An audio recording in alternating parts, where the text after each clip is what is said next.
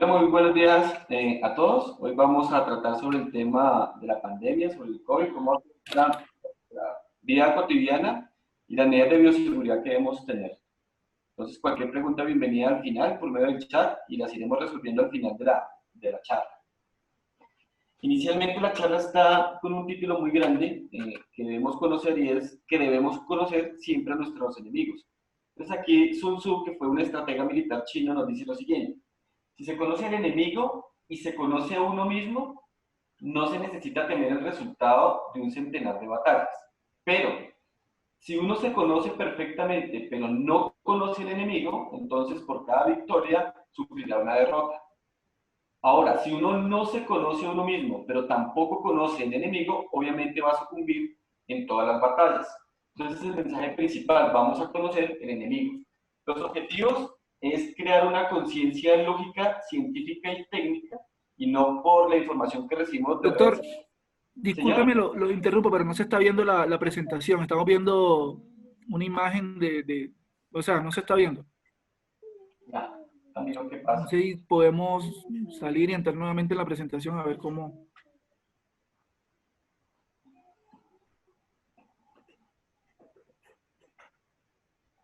¿Ahí se está Yo creo viendo? que ahí sí lo pone, sí, pero ahora sí lo ponemos en modo presentación mejor. Exactamente, ahora sí se está viendo. Muchas gracias. Qué pena. Gracias. Los objetivos son proporcionar una información lógica, técnica y lo más aterrizado científicamente para no vivir de las redes sociales y de desinformación, sino tener realmente una información que sea mucho más certera y que nos ayude en nuestro día a día. Vamos a ver este virus. Entonces, este virus, ustedes ven acá, tiene unas espinas. Este sería todo el virus. Estas espinas hacen que se llame así. Como tiene corona alrededor del virus, se llama coronavirus. Básicamente tiene tres partes fundamentales. Si vemos aquí en el dibujo, tiene una parte central, tiene una cubierta que se divide en dos: una capa grasa y una capa de proteína. Y afuera tiene unas proteínas que vamos a llamar nosotros como si fueran las manos del virus, unas manitos, y los puntos rojos como si fueran unas navajas del virus que utiliza para infectar las células. Vamos a hacer una relación frente al tamaño del virus. Entonces, si nosotros somos maestros de las obras y todos los días estamos enfrentados al polvo del cemento y al polvo de la arena, vamos a hacer de cuenta que un polvito, una sola partícula de polvo del cemento, una sola partícula de polvo de arena, es como si fuera igual de grande a un automóvil, que sería como este automóvil que tenemos acá. El virus sería la llave de ese automóvil. Entonces, para que nos hagamos una idea de lo pequeño y diminuto y microscópico que puede ser este tipo biológico, que son los virus. Vamos a hacer una reseña histórica muy, muy rápida. Las grandes pandemias empezaron en China, empezaron hace muchos años. En 1918 hubo una muy grande que afectó a 50 millones de personas, las mató, tiene una mortalidad del 20%. Eso significa que cada 10 personas, 2 morían. En el 58 hubo otra gran pandemia por otro virus, murieron 2 millones de personas. En el 68 otra pandemia y murió 1 millón de personas. Y en el presente tenemos este virus que no es tan mortal, pero sí es altamente infeccioso. Entonces, comparándolo con el inicio, este era muy mortal, pero no tan contagioso. Y este es demasiado contagioso, pero no es tan mortal. Doc, Señor, nuevamente, perdón, lo interrumpo, pero acá me informan los asistentes que se está escuchando muy lejos la comunicación. No sé si se puede acercar un poquito más al micrófono.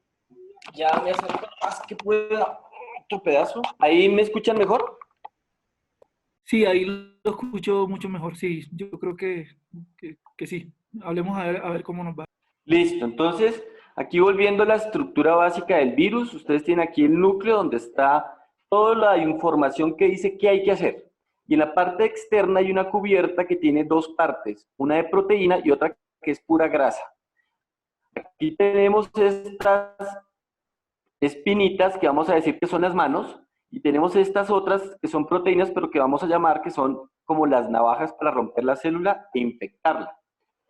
Han existido muchas pandemias, de estas han salido de los animales hacia el hombre. Cuando esto ocurre se habla de un término que se llama zoonosis. Entonces, hace un tiempo hubo un virus de las aves y un virus de los humanos que se mezcló y fue a parar en los cerdos, en los marranos. Cuando estos dos virus se mezclaron dentro del cerdo, se creó un nuevo virus, que fue otra pandemia muy grande que hubo, que fue la del H5N1 y mató muchos animales y también mató muchas personas. Su tasa de mortalidad también fue muy alta. Entonces, en ese contacto que han tenido los virus, hemos visto que la última pandemia ocurrió esto.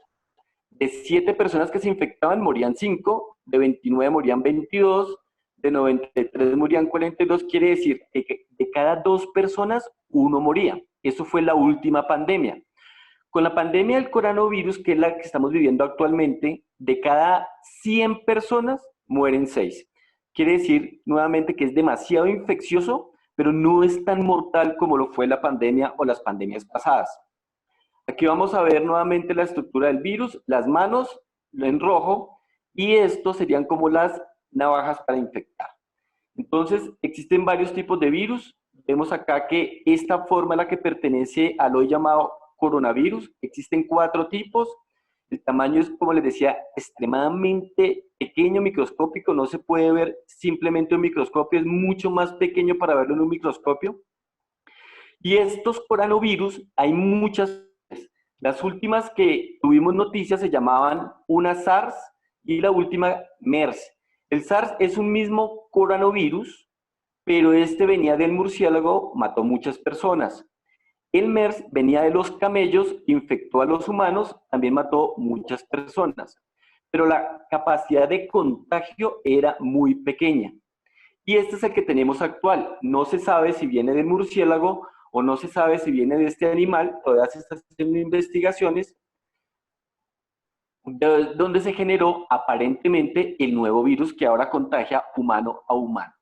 Entonces, en esta gráfica vamos a ver los principales síntomas, que serían la fiebre, la tos, especialmente seca, y dificultad para respirar.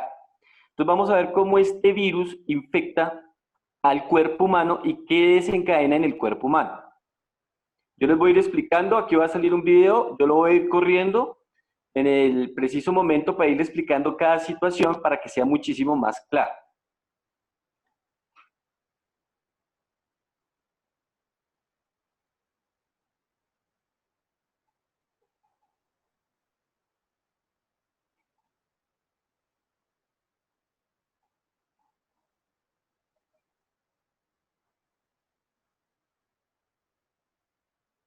Bueno, aquí ustedes tienen cómo se ve al microscopio el virus. Aquí está todas las espinas que hacen que sea como el sol y la corona, por eso se llama coronavirus. Cómo se multiplica de manera impresionante dentro del cuerpo.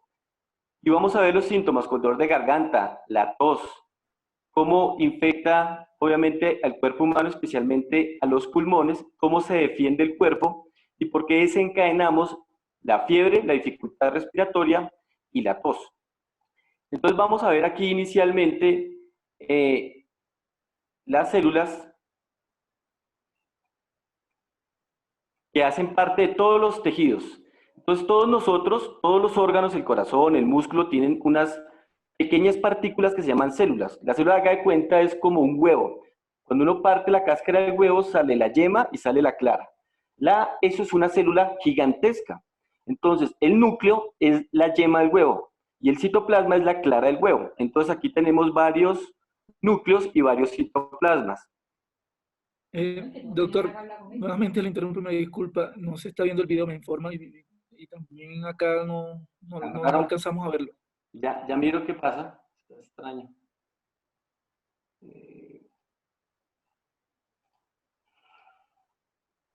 Ahí se ve. No sé, señor, no sé si minimizamos la pantalla otra vez y...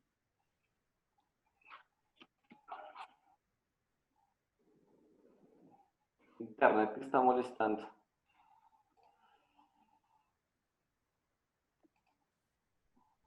Sí, ahí les voy comentando a los asistentes, a los que entraron después del inicio, los que se han ido vinculando. Estamos en la charla de bioseguridad en obras, para las personas que trabajan en obras o las que asisten a obras. Estén muy atentos, estamos ahorita viendo la parte de cómo el virus afecta, y les recuerdo que al final de la charla vamos a estar rifando 100 puntos de programadas para que por favor se mantengan ahí pendientes, que cualquiera puede ser ganador. Entonces, Doc, no sé si podemos probar a ver si ya ¿Ya se está nuevamente, viendo? yo creo que pongámoslo ahí en esa pantalla, que yo creo que ahí se ve sin ampliarla. Listo.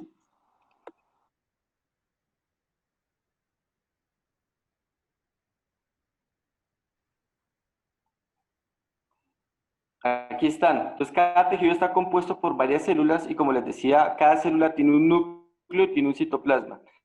Nosotros en la vida real tenemos una célula gigante, el citoplasma. Entonces, aquí vemos los tejidos donde está el núcleo y el citoplasma de cada célula. Ahí empezamos a hacer unos acercamientos, empezamos a explicar acá cómo es el virus, que tiene proteínas, tiene una cubierta, aquí están las manitos y por dentro está toda la información para fabricar nuevos virus.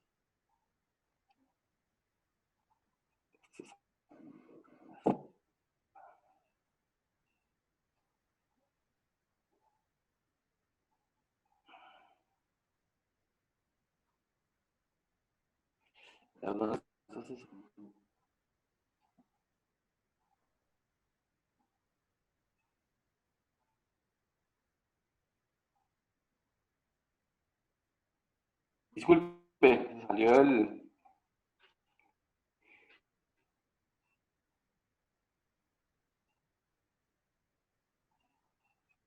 Cuando hacemos un acercamiento, entonces aquí vemos las manitos y libera gran cantidad de saliva. Estos son gotas que viajan con virus adentro. Existen más de 100 millones en cada gota de estas. Al inhalar, entran todos estos virus y van a empezar a infectar esas células que les decía, pero en este caso son células respiratorias. Acá el virus va a llegar y lo que va a hacer es que se va a unir aquí a la célula. Entonces lo que vemos es que el virus está aterrizando, llega y hace contacto con la célula, empieza a entrar dentro de la célula y una vez dentro de la célula va a estar en esa yema del huevo produciendo o fabricando muchísimo más cantidad de virus. Una vez empieza este proceso de fabricación de virus, entonces empiezan a exportar o a sacar todos esos virus de la célula. Entonces, esta es la célula y aquí está empezando a salir un nuevo virus. Pero esa cantidad de virus que sale por cada célula son en promedio 100.000 millones de virus por cada célula. Y el ciclo se va a volver a repetir. Este virus va a infectar nuevamente otra célula, se va a unir acá, va a ingresar y va a infectar la célula siguiente.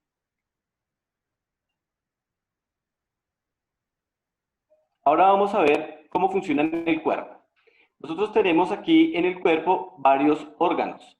Entre esos órganos el que principalmente es afectado es este que es el pulmón.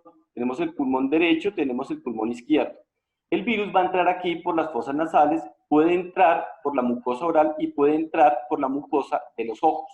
Una vez ingresa por la vía respiratoria, va a ingresar aquí por la garganta, que es la laringe, va a llegar hasta estos tubos. Estos tubos se llaman tráquea y bronquios, para finalmente llegar a invadir muy internamente al cuerpo hasta llegar a la última parte más pequeña que se llaman alveolos.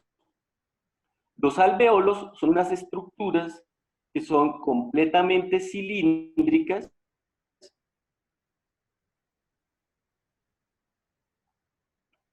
que son estas que vemos acá, donde aquí viene, aquí el aire se va a intercambiar, va a entrar oxígeno aquí a los capilares, los vasos sanguíneos,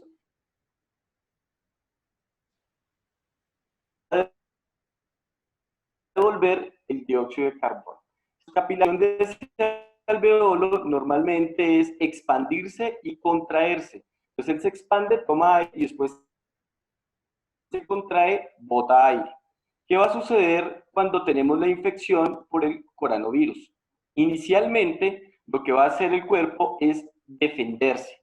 ¿Cómo se va a defender? Mediante unas células que nosotros denominamos glóbulos blancos. Entonces, en esta parte, ustedes están viendo una célula de defensa y estas son unas manitos que van a agarrar los virus que están en la sangre. Una vez los capturen, se los van a comer. ¿Para qué? Para defender el organismo. Una vez se lo coman, los digieren y los destruyen.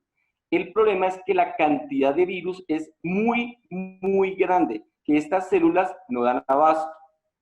Entonces ustedes van a ver acá cómo la célula los captura, los engulle para tratar de contener la infección, pero son completamente demasiados y por eso el sistema inmunológico no da abasto.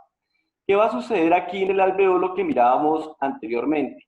Va a empezar a defenderse produciendo cantidad de moco. Ese moco está diseñado para que el virus se pegue aquí a ese moco y sea expulsado después o por la garganta o por la nariz, que es el moco que nosotros tenemos en las flemas. Pero ese moco es muy espeso y no puede salir, por eso le da solo tos seca. Entonces va a empezar a inundar esas pequeñas partes donde ocurre el intercambio gaseoso y a medida que lo va invadiendo, este moco va a evitar de que el aire entre adecuadamente a la última parte del pulmón, lo cual va a generar la sensación de dificultad respiratoria. Va a generar tos porque el organismo va a tratar de expulsar este moco, pero ese moco no puede salir. Y las células de defensa que veíamos que estaban atacando a los virus van a enviar una sustancia que es invisible al cerebro y el cerebro lo que hace es subir la temperatura para tratar, entre comillas, de matar el virus. Entonces, por eso los principales síntomas que tenemos son la fiebre, porque el sistema inmunológico está respondiendo, la tos, porque se está llenando de moco estos alveolos y hay que expulsarlos, y la dificultad porque el moco está empezando a cubrir tanto el alveolo que evita que el aire esté entrando y haga el intercambio gaseoso. ¿Cuál es la solución? La solución que estamos viendo hoy en día es que en una unidad de cuidado intensivo colocan unos dispositivos para meter aire a la fuerza al pulmón para que puedan expandir esos alveolos y las personas obviamente no perezcan. Esas unidades de cuidado intensivo obviamente van a ir personas que tienen enfermedades preexistentes en su gran mayoría. Entonces aquellos que sufren de hipertensión, diabetes, asmas, problemas cardiovasculares, hipotiroidismo, tienen mayor riesgo de poder complicarse, pero no quiere decir que se van a morir inmediatamente. Corren es un riesgo mucho más alto. Por eso la importancia del autocuidado, la importancia de las medidas preventivas para evitar que el día de mañana podamos tener un tipo de enfermedad que pueda resultar tan grave que ponga en peligro nuestras vidas. Actualmente se están tratando de llevar experimentos y se están tratando de llevar una vacuna. ¿Esa vacuna en qué consiste? El cuerpo normalmente genera estas partículas que ustedes ven acá, que se llaman anticuerpos. Los anticuerpos lo que hacen es que se unen alrededor de este virus y cuando se unen es como si le pusiéramos una cinta encima a todo el virus. Ya no podrían unirse a las células y si no pueden unirse, no pueden infectarlas. Y si no pueden infectarlas, ellos terminan muriendo. Esto es lo que se está desarrollando actualmente para poder aplicarlo después a la población mundial. Estas mismas partículas son las que se detectan en algunas pruebas que se hacen para el COVID y mirar si usted tiene o ha tenido la infección. Bien, vamos a volver a la presentación. Me avisan si sí se ve. Voy a salir de aquí. Voy a colocar la presentación. ¿Dónde íbamos? ¿Sí se ve la presentación?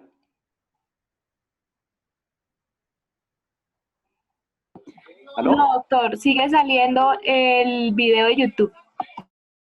Ok, ya lo quito, vuelvo y lo pongo.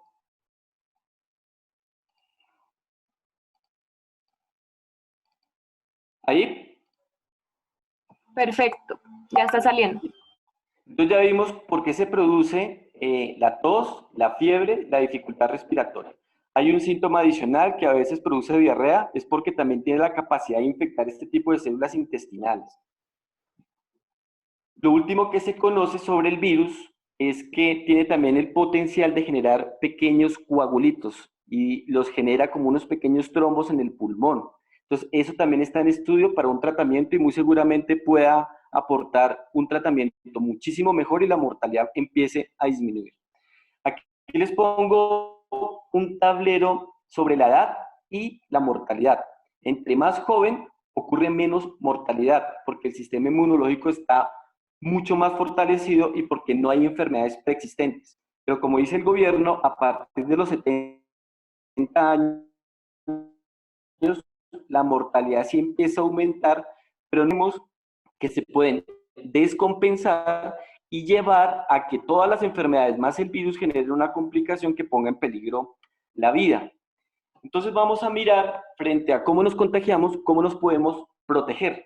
Entonces, uso permanente del tapabocas, un distanciamiento social, una desinfección y un lavado frecuente. Entonces vamos a explicarlo del distanciamiento.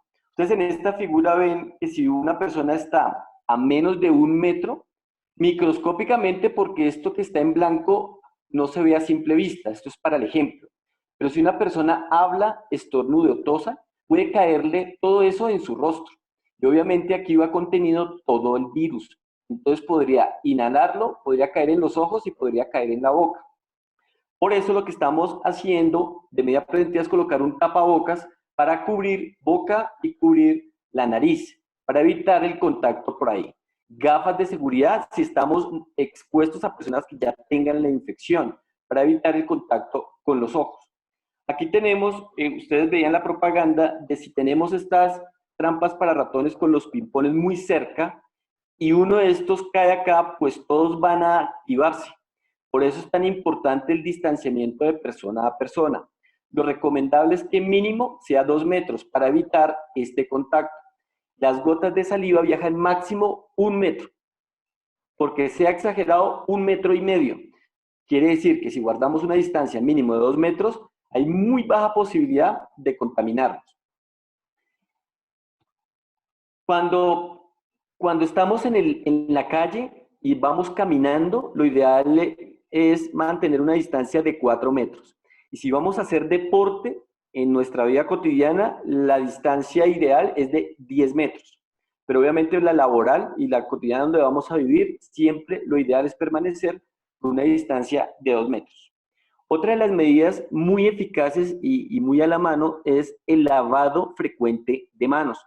Porque el jabón tiene una característica especial. Ustedes ven aquí a la derecha las partículas del jabón y en la izquierda el virus. Cuando yo cojo el jabón tiene 2 extremos, uno para el agua y uno para el virus. Cuando este extremo del virus se une al virus, hace que las partículas que les gusta el agua las deje entrar. Eso hace que el virus se rompa y se elimine. Por eso el lavado frecuente de manos es tan efectivo para destruir el virus.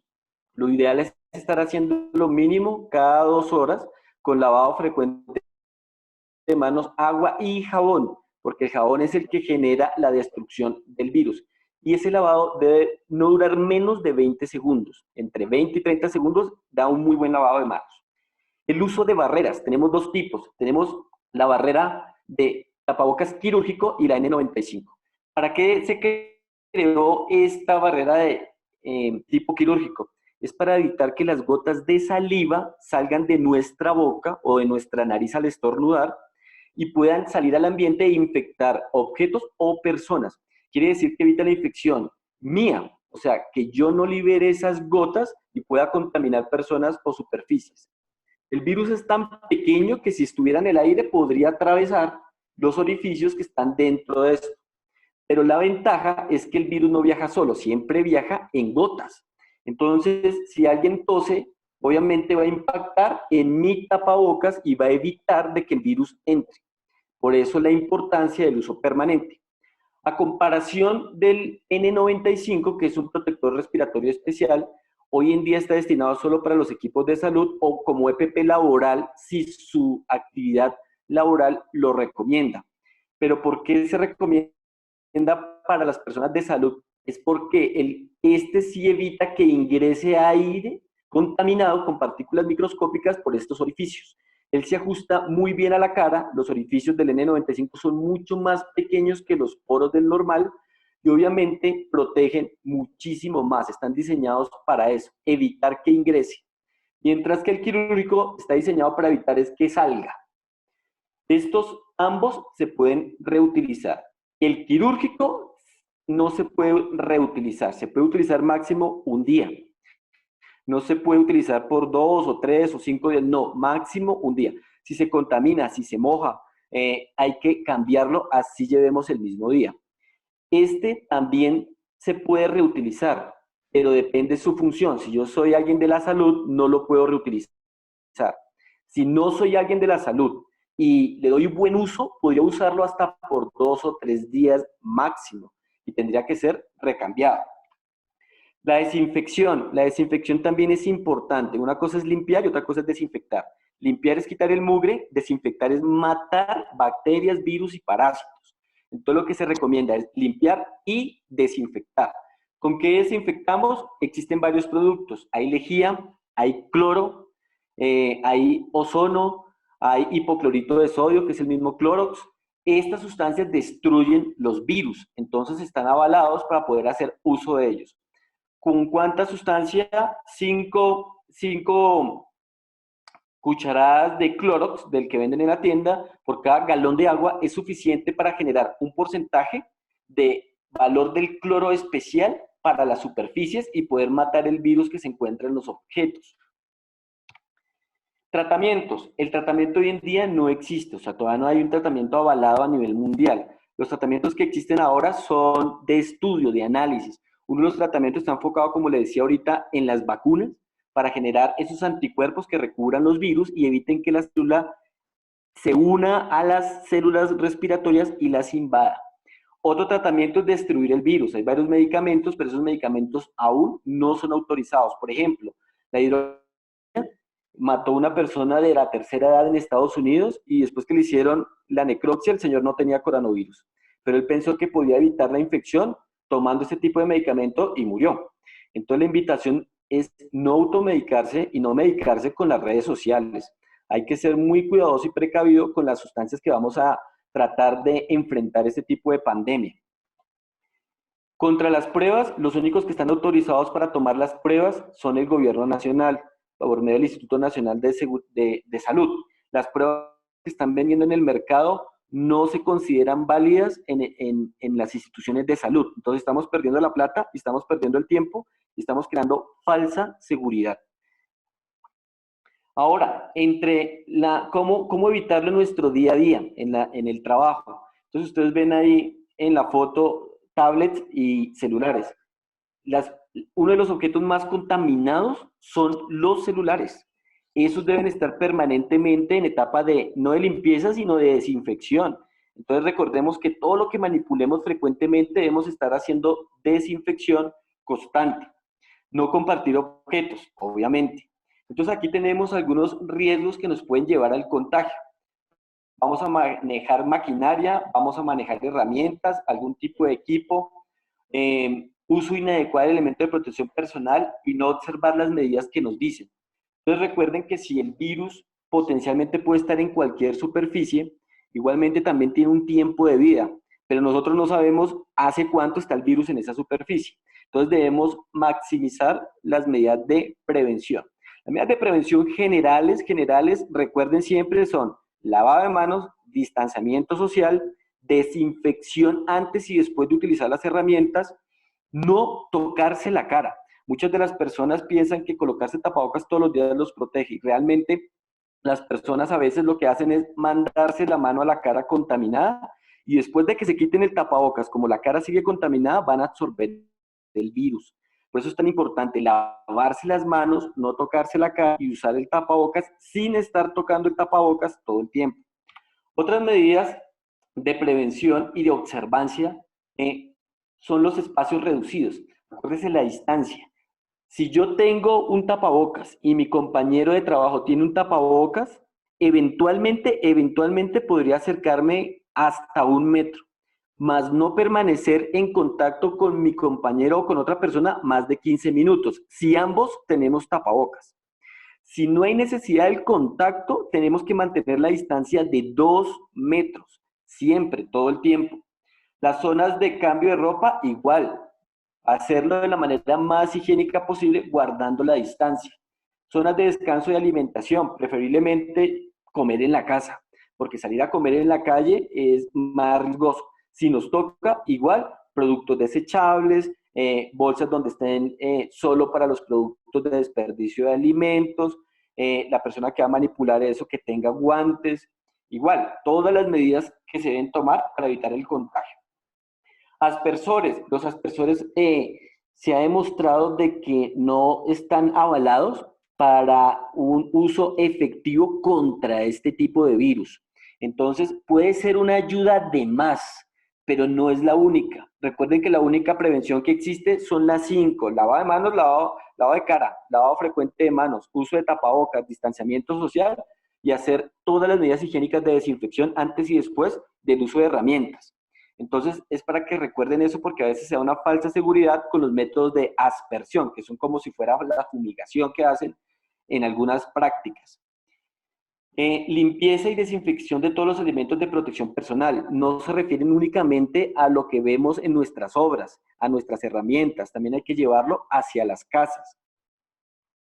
Los casos, como les decía, hay que guardar la misma distancia. Lo ideal, 2 metros cuando estemos consumiendo los alimentos. Capacitación y formación. La idea es que sea de manera muy permanente, pues idealmente semanalmente. Si se pudiera hacer una reunión preturno o preinicio de operaciones sería magnífico. Concientizar a las personas, hacer despejo de dudas, socialización de lo nuevo que ha salido, publicación en los baños y lavamanos de afiches con todas las medidas de prevención que debemos aplicar. Las charlas frente a la prevención del COVID, como le digo, si se pudieran hacer 5 minuticos antes del inicio de cualquier jornada laboral sería perfecto. ¿Cómo debemos ingresar a la hora diariamente? Pues ninguna hora podrá usar el control de acceso por huella, porque obviamente los vamos a contaminar todos. Tendrá que diseñarse y que sea de otra manera. La toma de temperaturas se está volviendo prácticamente obligatoria. Recuerde que la toma de temperatura no quiere decir que usted no lo tiene. La toma de temperatura es que usted no sabía que tenía fiebre y se la descubrimos. Por eso es que tampoco es un mecanismo aislado. Todo forma parte de un contexto en el que se están tratando de tomar todas las medidas de precaución. Y una cosa importante que tienen que tener muy clara es que la cantidad de personas que se encuentran sin síntomas es altísima, es casi el 80%.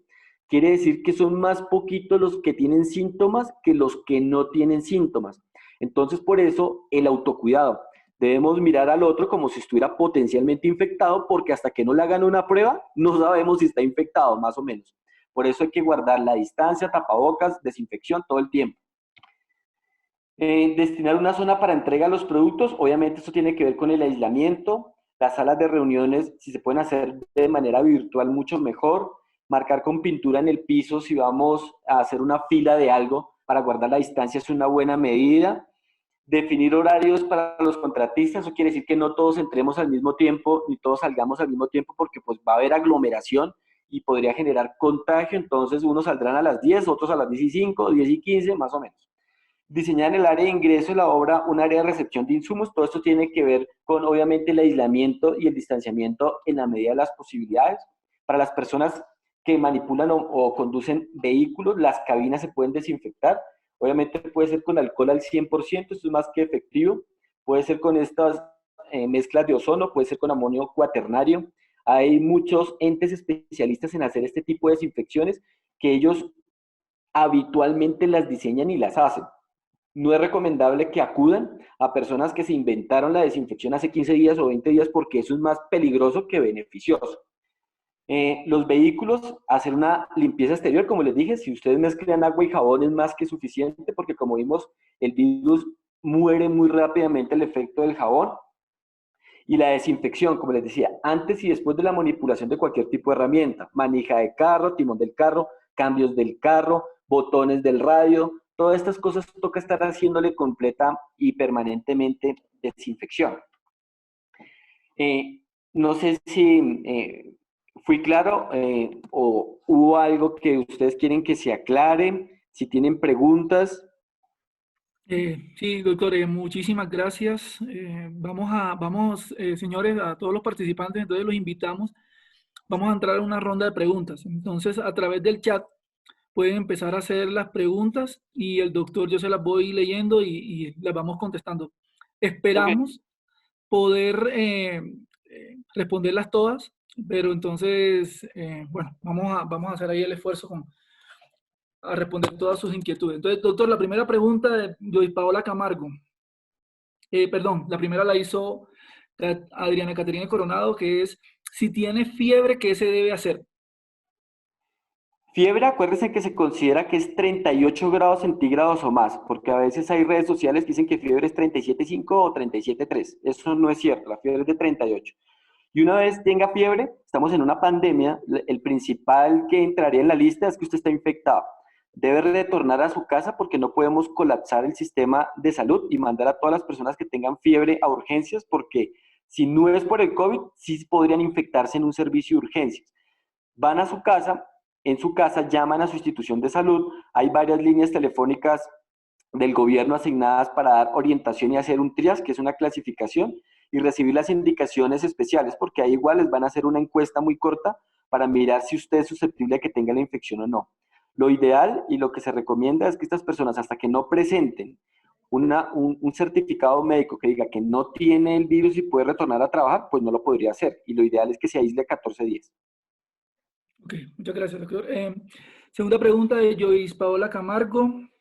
Si es recomendable usar gafas transparentes o no es necesario. No sé si ella se refiere a gafas de seguridad o, bueno, pero no sé, Sí. respecto a las gafas, ¿cómo es el tema? Para ver si nos puede de pronto aclarar esa pregunta, doctor. Sí, considero que la pregunta va enfocada a las gafas de seguridad. Hay evidencia de que se podría contagiar a través de la vista, ¿sí? Pero si uno se pone a hacer la estadística de por cuál es la vía que, yo diría que el 99% es por vía respiratoria y el 0,5 vía visual y 0,5 por la mucosa oral. Quiere decir que si no la usamos, no estamos en un riesgo muy alto, a menos de que trabajemos en un hospital, donde hay personal que todo el tiempo o está tosiendo o está estornudando o son COVID positivos. Entonces, eso yo lo dejo más a la discreción. Si ustedes manejan gran cantidad de personas en un espacio cerrado, sí, porque uno no sabe quién va a toser.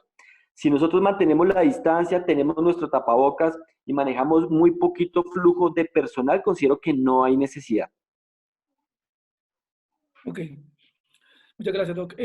Antonio Calderón pregunta si la toma de temperatura se puede realizar con cualquier equipo, con cualquier termómetro. Muy buena pregunta, mira. Sí, claro, se puede tomar con cualquier termómetro, pero depende quién va a tomar la temperatura y para qué. Si yo la voy a tomar en mi casa, pues con uno digital, uno de mercurio, es suficiente. Pero si yo soy el empleador y voy a tomarle a mis trabajadores, no, lo ideal es no tener contacto. Entonces aquí tocaría tener a la mano uno que sea infrarrojo. Si infrarrojo es el que guarda más o menos unos 5 o 6 centímetros de distancia del equipo a la frente de la persona y registra la temperatura. Este sí sería el especial, no uno donde necesitamos tener contacto. Entonces, si es para el trabajo, lo ideal es un infrarrojo. Si es para la casa, con cualquier tipo de termómetro es apropiado. Ok, muchas gracias, doctor. Luis Eduardo Balaguer nos pregunta, doctor, ¿hay trabajos que es imposible mantener la distancia de 1 o 2 metros, de 2 metros, perdón, como usted había dicho anteriormente? Por ejemplo, fundir columnas con concreto premezclado en obra. ¿Qué elementos entonces de protección se deben usar? Entonces ahí usted utiliza el tapabocas social, el normal, y utiliza gafas de estas transparentes que mencionábamos antes. Esas medidas son más que suficientes. Recordemos que cuando nosotros fundimos una columna, estamos en un espacio abierto. Esa es la ventaja y por eso se abrió el área de la construcción, porque nosotros por lo general no trabajamos en recintos confinados o cerrados, que es donde se podría producir el mayor contagio. Al ser espacios abiertos, obviamente cualquier tipo de contaminación se diluye. Entonces, con estos dos equipos de protección personal son suficientes. Ok. Aquí hay otra pregunta. Esta ya la habíamos respondido, Doc, pero de todas formas de pronto hay gente que entró, Okay. hay personas que ingresaron tarde, sobre las cabinas de desinfección que usted mencionaba actualmente. Sí, las cabinas de desinfección a nivel mundial está saliendo una nueva directriz que es que no se ha comprobado que tengan alguna efectividad para controlar el COVID. O sea, nadie sabe si esa vaina funciona y al no saber si funciona, no se recomienda. El día de ayer o anteayer, el Ministerio de Salud sacó también una circular desaconsejando el uso de estas cabinas. ¿Por qué? Porque estamos exponiendo a las personas a unos productos químicos que no sabemos el día de mañana qué reacción podrían tener. Pero nosotros sí podríamos utilizar este tipo de desinfección para los objetos. Entonces, podríamos, por ejemplo, un área administrativa donde haya equipos de cómputo, esto, contratar una empresa que esté debidamente certificada y que se dedique a eso, para que obviamente, entre comillas, fumigue todos esos equipos para evitar que el virus siga ahí latente. Pero no está indicado para rociarlo en las personas. Podríamos rociarlo, por ejemplo, en la suela de los zapatos, pero no sobre las personas. Ok, listo, muchas gracias. Bueno, aquí un tema que preguntan que dónde se consiguen los termómetros. No sé si el doctor tenga respuesta para eso. Y hay otra pregunta, Doc, que si hay una persona que aparece con síntomas de coronavirus, pues, o por lo menos con síntomas, ¿es necesario aplicar las pruebas a los que tuvieron contacto con ese paciente? Eso lo determina la EPS porque como todavía estamos en época de crisis, todavía hay un represamiento de pruebas a los que ya se sospecha que tienen la infección. Entonces, para las personas que no se sospecha que tengan, muy seguramente no les van a practicar las pruebas. ¿Qué es lo recomendable? Mire, lo recomendable es que antes de iniciar operaciones, ya sea traídos de la cuarentena o el día a día, hagamos una encuesta muy rápida del personal, porque con esa encuesta evitamos que las personas que muy seguramente pueden ser sospechosas entren en contacto con el otro personal. Si desafortunadamente ya nos tocó y está trabajando y la persona presenta síntomas, es importante mirar con quién tuvo contacto, pero únicamente para hacer vigilancia.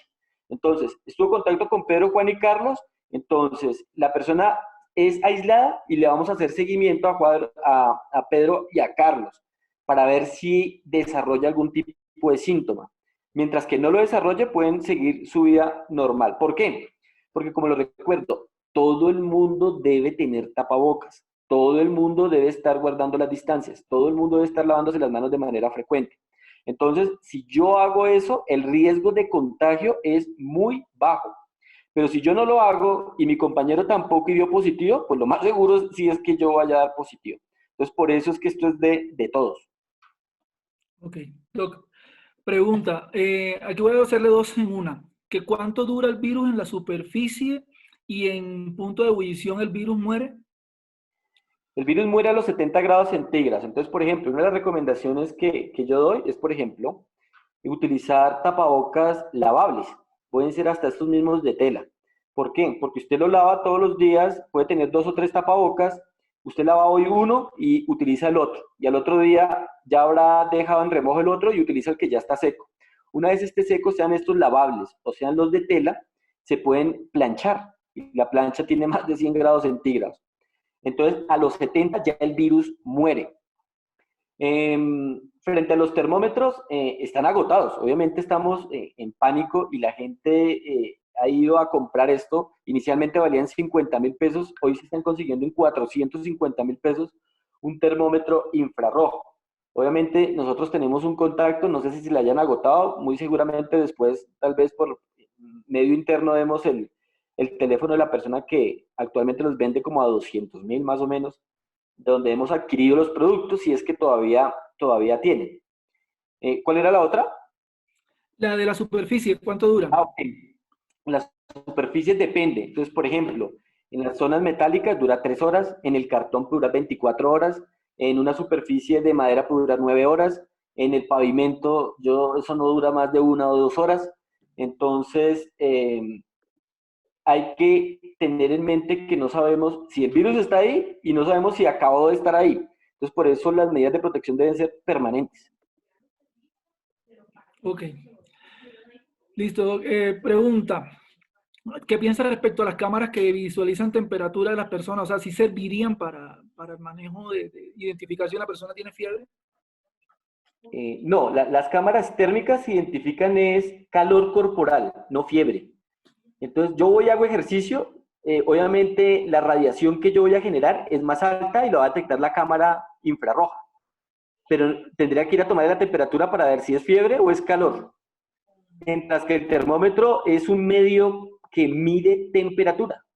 Entonces, yo preferiría el termómetro que las cámaras infrarrojas. Ok, por acá tengo otro grupo de preguntas que me estaban haciendo hace un tiempo. A ver, el sector eléctrico, cuando se realizan algunas maniobras con elementos energizados, ¿se hace necesario trabajo más de 2 personas? Ah, bueno, esto se respondió ahorita con la pregunta de las columnas. ¿Qué ¿qué tan bueno es termonebulizar la obra? Termonebulizar. Sí, no sé. No sé si quisiera... Voy a tratar de entender la pregunta para poderla responder, porque si es que yo voy a coger vapor hirviendo y la voy a aplicar sobre las superficies, perfecto, siempre y cuando no se vayan a dañar los equipos, ¿no? Pero es una medida muy buena, porque es vapor caliente, y obviamente es una medida que no tiene efectos adversos y se podría utilizar en los equipos que obviamente no sean electrónicos o eléctricos o que pudieran generar daño por el contacto con el agua, ¿no? Pero pues lo podría hacer. Lo que pasa es que, como le digo, usted lo podría hacer hoy, pero ya mañana está completamente incierto el panorama. Si tiene con qué hacerlo todos los días, fabuloso. Ok. Doctor, ¿quién debe suministrar los elementos de seguridad en la obra? Esa pregunta es muy buena porque aquí hay un llamado al autocuidado y hay una cosa que es social y otra cosa que es laboral. Si yo me voy a exponer a vapores metálicos, humos, polvo, eso me lo tiene que dar mi empleador, porque yo me estoy exponiendo a unos riesgos de mi actividad laboral. Bien, porque estamos en una pandemia y eso genera autocuidado.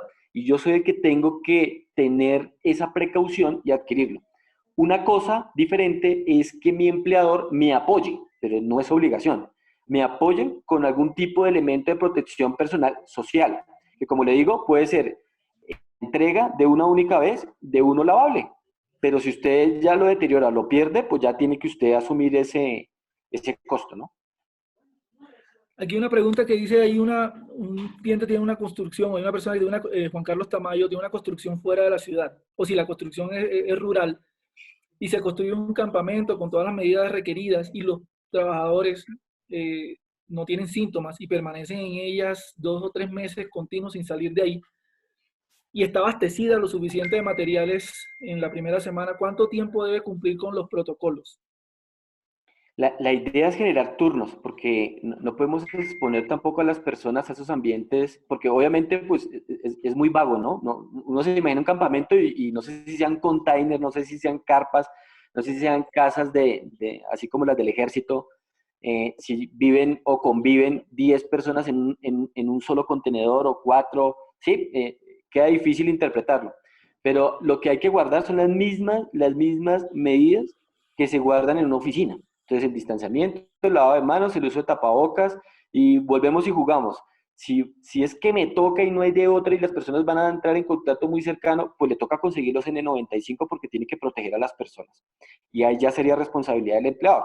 Entonces, yo soy el que tengo que garantizar que esas personas no se me vayan a infectar.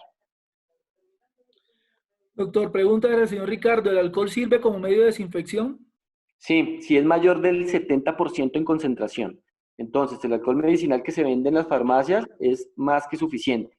Si ya el alcohol viene mezclado con algo, ahí empieza a bajar la proporción de alcohol. Entonces hay que mirar que todos esos geles que tienen alcohol tengan alcohol superior al 70%, si no, no es efectivo. Ok. Dice acá, ¿en obra se puede considerar el contagio como enfermedad laboral por la ARL? Y si la incapacidad la Depende. cubre el contratante o la ARL. No, depende. Cuando se declara una pandemia, en automático no puede ser laboral. En automático, porque si yo estoy en mi casa, entonces yo no estoy afiliado a ARL, entonces ¿cómo va a ser laboral? No es lógico, ¿sí? Si es laboral, cuando yo como empleador lo envío a usted a donde está el virus y está expuesto al mismo. O sea, su trabajo es ese.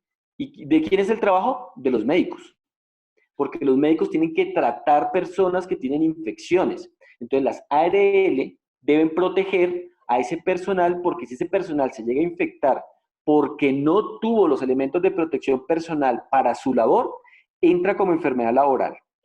Cosa diferente en este mismo gremio es que el médico se fue para Brasil, se fue a pasear, se contagió, vino, contagió a los demás, pues eso no es laboral, eso es social.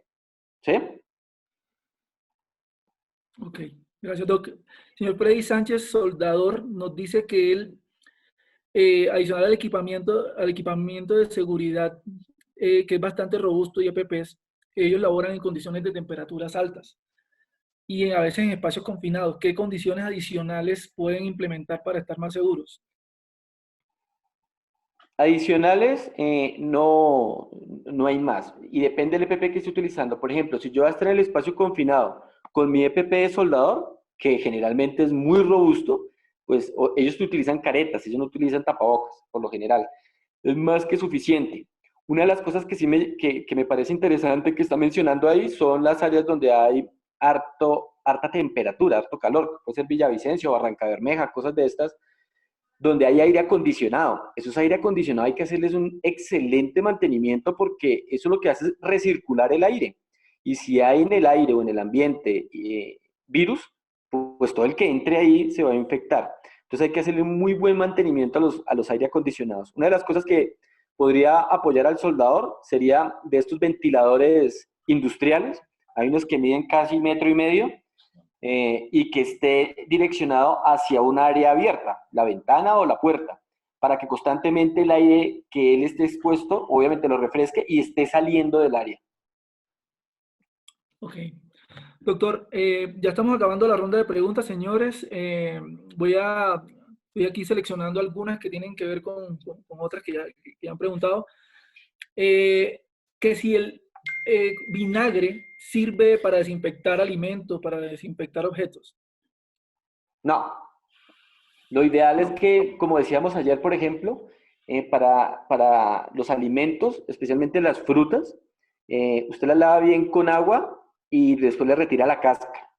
Los alimentos, por lo general, la mayoría vienen en empaques individuales, entonces eso no tendrían ningún problema. Pero si hay un alimento que no venga en empaque individual, retirar la cubierta del alimento. Ok. Doctor, esta pregunta ya varios que quieren como que les haga un resumen nuevamente de cómo es el tema de desinfección en obra o en los sitios de trabajo. O sea, y si puede hablar también un poco de esas cantidades que se usa de Clorox, agua, no sé. Sí, mire, del Clorox, ustedes cogen 5 tacitas de estas parecidas a las ¿cómo se llama esto? Se me olvidó. Las del aguardiente y las mezclan en un galón de agua. Eso genera la cantidad de partes por millón para neutralizar el virus. Prácticamente lo elimina. La lejía es otro producto que también se puede utilizar. Se utiliza más o menos la misma concentración. Otro es el ozono, pero ya son cosas demasiado costosas. Eh, Otra podría ser la que mencionaron ahorita, me pareció muy interesante, que es esta termo, si es que es así como yo la estoy interpretando, que es con vapor caliente. Por ejemplo, en los vehículos a veces los lavan con vapor. Y una de las cosas que se podría utilizar es utilizar, pero vapor caliente, obviamente sin que haya personas alrededor, para desinfectar, porque si está a más de 70 grados centígrados ese vapor, obviamente puede servir para hacer desinfección. Pero una de las cosas que yo quiero recalcar frente a este tipo de desinfección y prevención es que el riesgo lo pongo yo. O sea, el riesgo no está afuera, yo soy el riesgo. Le voy a poner este ejemplo. Si yo entro a una habitación que está completamente llena de virus, paredes, techos, equipos, esferos, y yo cogí cualquier objeto y me lavé las manos, no hay problema. Entré a esa misma habitación, me lavé las manos y uso tapabocas, no hay problema. Entré a una habitación donde hay baja concentración de virus y yo no me lavo las manos, no uso tapabocas, se va a infectar. ¿Sí? Entonces, yo soy el que pongo el riesgo, porque usted puede entrar a un área completamente limpia, entre comillas, desinfectada, pero nunca va a estar el 100% desinfectada. Entonces, yo sí puedo controlar ese 100% como ciudadano, como persona, cosa que no puede hacer el local o la obra o eso, pero yo sí lo puedo hacer. Entonces, yo soy el que tengo que extremar todas las medidas. Listo, doctor. Bueno, hagamos dos preguntas más. Aquí pregunta la señora Gloria Castellanos que si no utiliza la careta no necesita el tapabocas. Si utiliza careta no necesita tapabocas. Si es la media cara, no. Si es una careta de estas plásticas, sí. Porque he visto unas que fabrican hasta botellas de gaseosa, que usted se la pone al frente como con una diadema, obvio, esa necesita tapabocas. ¿Por qué? Porque la careta, esta última que les estoy diciendo, es para evitar salpicaduras más en los ojos. Hay cuenta es como una gafa gigante, pero tiene que utilizar tapabocas porque si está en el aire podría aspirarlo. Porque recuerden que no aspiran el virus, sino la gota que viene con el virus. Y la gota, sí, la gota de saliva la frena el tapabocas. Entonces, por eso hay que utilizar los dos. Si ya es un EPP tipo de estos que, entre comillas, o coloquialmente se llama de marrano, jeta de marrano le dicen, que son las media cara, no, porque eso ofrece un sellado perfecto. Obviamente son muchísimo más costosas, pero hay que mirar costo-beneficio. Estas caretas de personas que podrían estar expuestas, estamos hablando de tal vez una careta de 150.000 pesos que dura 4 meses. Pero si yo le voy a dar un tapabocas desechable todos los días, pues ¿cuánta plata sería? Esas son ya cosas que hay que medir de economía también, dependiendo del riesgo al que se exponga.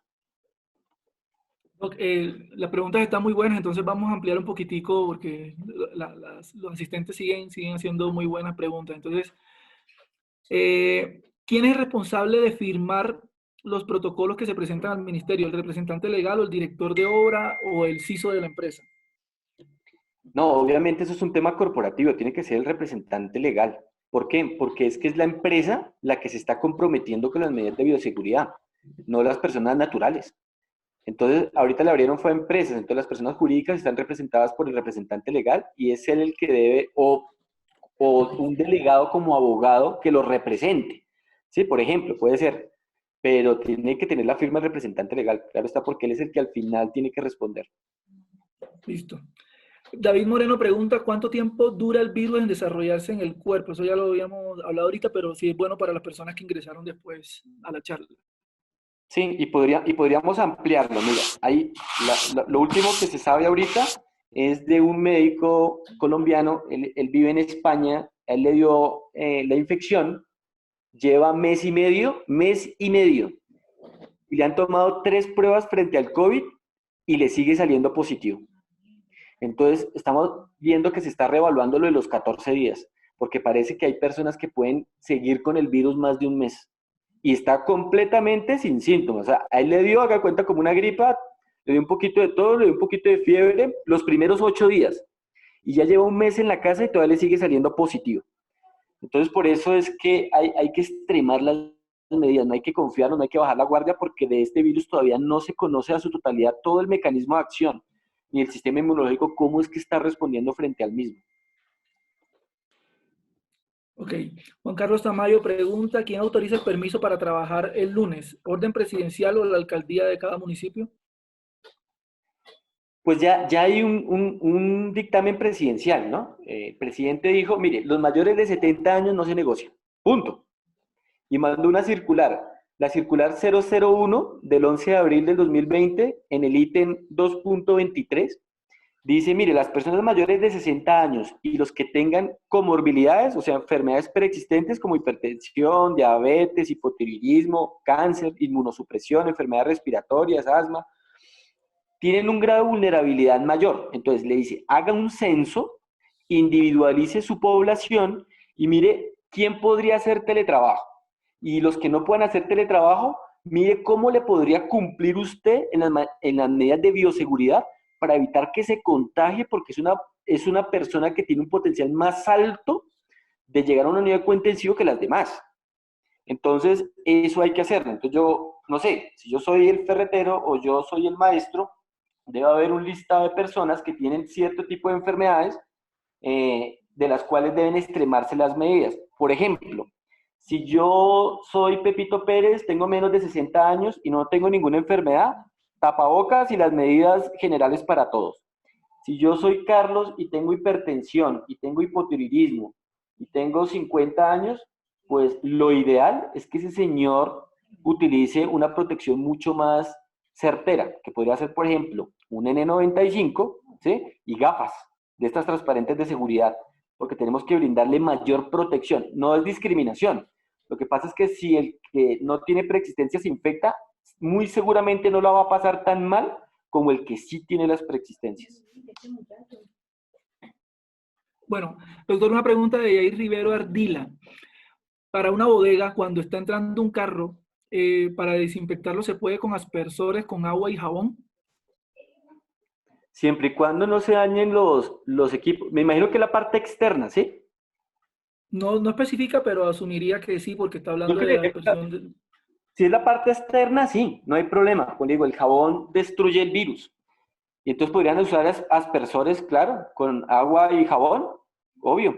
Siempre y cuando tienen que tener presente que en el momento en que salga el vehículo y si hay sol y quedan partículas de jabón, pues pueden dañar los equipos también, ¿no? Súper. Eh, Doctor, una pregunta respecto al tapabocas. Si el tapabocas, usted sabe que en obra las personas sudan y se humedece con este sudor, ¿sigue siendo efectivo el tapabocas? Si se humedece, lo ideal es que no, ya pierde su efectividad, ¿sí? ¿Por qué? Porque lo que está tratando de evitar el tapabocas es las partículas de saliva. ¿Y qué es? Agua. ¿Por qué? Porque una vez el agua haga parte del tapabocas, pues el virus, entre comillas, queda libre, porque él está atrapado dentro de la gota. Entonces, no. Por eso unos tapabocas que son lavables y son antifluido. Los están haciendo el mismo material que hacen los trajes de turno de los médicos. Entonces, si a ti se te riega algo, resbala la gota por la parte externa del tapabocas y por la parte interna tiene el quirúrgico. Si es uno de tela y no se moja, no hay problema, lo puede usar. Si es uno quirúrgico, pero no está empapado, no se moja, lo puede usar. Pero si yo tengo... Ok, muchas gracias. Dice acá una pregunta de, bueno, no dice JE. Los equipos de comunicación y en general electrónicos, ¿con qué se desinfectan? Por ejemplo, no sé, se me ocurre a mí, porque si usted le pasa alcohol a un equipo electrónico y ese tiene poros, pues podría dañarlo. ¿Qué es lo que yo veo que se podría utilizar? Inicialmente se podría desinfectar con algún tipo de producto, pero no lo podemos hacer periódicamente así. Entonces, creería que es más fácil ponerle un vinipel y desinfectar el vinipel o cambiar el vinipel, si es que es viable el equipo al que hacen referencia. Y Juan Cruz pregunta también respecto a lo mismo, pero ya herramientas, esferos y hasta dinero, ¿cómo se desinfectan? El esfero no se debe prestar, el esfero debe ser personal y ese no se presta. Si es por el ejemplo, en una ferretería llegan clientes, no trajeron el esfero, debe haber un esfero al público, pero ese esfero debe estar desinfectándose permanentemente y con guantes. ¿De cuál fue la otra? ¿El esfero y qué más? Herramientas y dinero. El dinero. No, el dinero no se puede desinfectar. Eso no tiene sentido. Lo que hay que hacer es lavarse con agua y jabón. Si hay una persona que es cajero, manipula mucho dinero, monedas y billetes, pues utilizar guantes. Yo preferiría que utilice doble guante. Entonces, me pongo un guante quirúrgico y encima el otro. ¿Por qué? Porque con el externo se va a ensuciar increíblemente. Pero cuando me lo vaya a retirar, me quedan los de abajo. Entonces, puedo desechar sin contaminarme las manos ese par. Y ya después me puedo quitar el otro y lavarme las manos. Pero las personas que manipulan muchas cosas contaminadas, potencialmente, ¿no? Ok. Doctor, ¿cómo se envían los protocolos al ministerio? No sé si sabe, tiene esa respuesta, y con qué tiempo antes de inicio de la obra. Lo pregunta Manuel Enciso. No, esa información sí no la manejo. ¿De cuánto tiempo y a quién se la deben entregar? No. Eso sí tocas con el representante legal. Y aquí pregunta que si todas las ferreterías de Ferrecol, ¿no? Pregunta que si todas las ferreterías pueden abrir y quién da esos permisos para poder trabajar. Bueno, ahí sí yo les replico lo que he escuchado en las noticias, ¿no?